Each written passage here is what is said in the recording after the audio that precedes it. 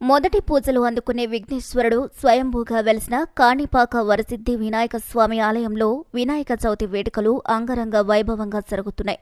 వేకువజామున 1 గంటకు స్వామివారికి ప్రత్యేక అభిషేకాలు నిర్వహించడంతో చవితి వేడుకలు ప్రారంభమయ్యాయి. ఉదయం 3 గంటల నుండి స్వామివారి దర్శనంకు భక్తులను అనుమతించారు. వినాయక చవితి నుండి స్వామివారి బ్రహ్మోత్సవాలు ప్రారంభమవటం ఆనవాయితీగా వస్తుంది. ఇక ఈ కార్యక్రమంలో దేశంలో ఎక్కడా లేని విధంగా ఆగస్టు 31 నుండి 21 రోజుల పాటు స్వామివారి బ్రహ్మోత్సవాలు కన్నుల పండుగగా సాగనున్నాయి. ఇక ఇందుకోసం ఆలయ పాలక మండలి అధికారులు పగడ్బందీగా ఏర్పాట్లు చేశారు.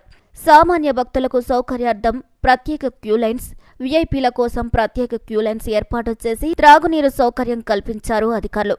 వినాయక చవితి పురస్కరించుకుని వివిధ రాష్ట్రాల నుండి పెద్ద ఎత్తున భక్తులు ఆలయం చేరుకునే అవకాశం ఉండడంతో దాదాపు 300 మంది పోలీస్ సిబ్బందితో భద్రతా ఏర్పాట్లు చేశారు. ఇక నిరంతరాయంగా 104 సీసీ కెమెరాల పర్యవేక్షణలో ఎటువంటి అవాంఛనీయ ఘటనలు చోటు చేసుకోకుండా అధికారులు చర్యలు చేపట్టారు.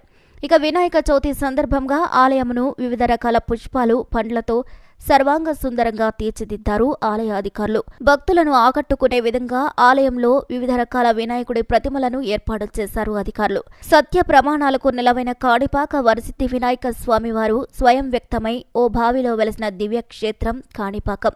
దేశంలోని వినాయకుడి ఆలయాల్లో కాణిపాకం ఆలయంకు ఎంతో ప్రసిద్ధి. ఇక్కడ వెలిసిన స్వామివారు భక్తుల కోర్కెలను తీర్చే కొంగు బంగారమై బాసిల్లుతున్నారు. చిత్తూరు జిల్లాలోని బాహుదా నదీ తీరంలో వెలసిన లంబోదరునికి 1000 ఏళ్ల చరిత్ర ఉంది. పూర్వం విహారిపురి అనే ఊరిలో ధర్మాచరణ పరాయణులైన 3 అన్నదమ్ములు వ్యవసాయం చేసి జీవనం సాగించేవారు. ఒక్కొక్కరు ఒక్కో వైకల్యంతో జన్మించారు.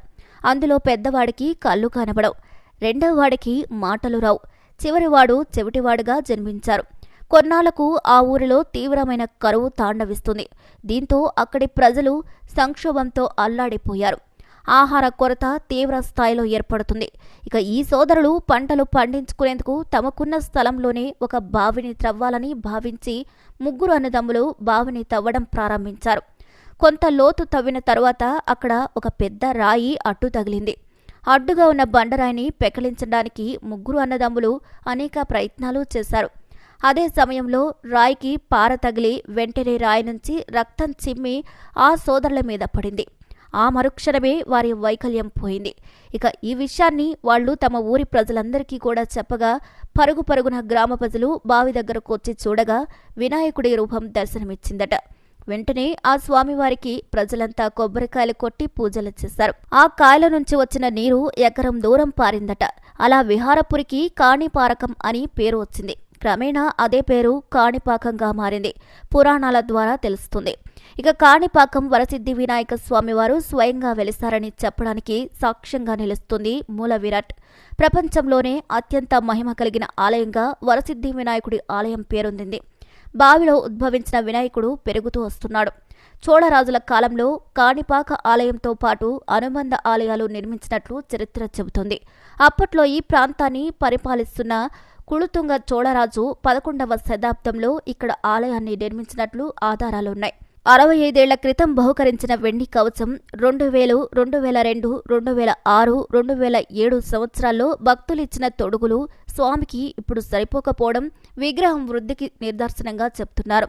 ఇక ఈ కవచాలను భక్తుల దర్శనార్థం ఆలయంలో ప్రత్యేకంగా అలంకరించున్నారు. వరసిద్ధి వినాయకుడు సత్య ప్రమాణాల దేవుడుగా ప్రసిద్ధికెక్కారు.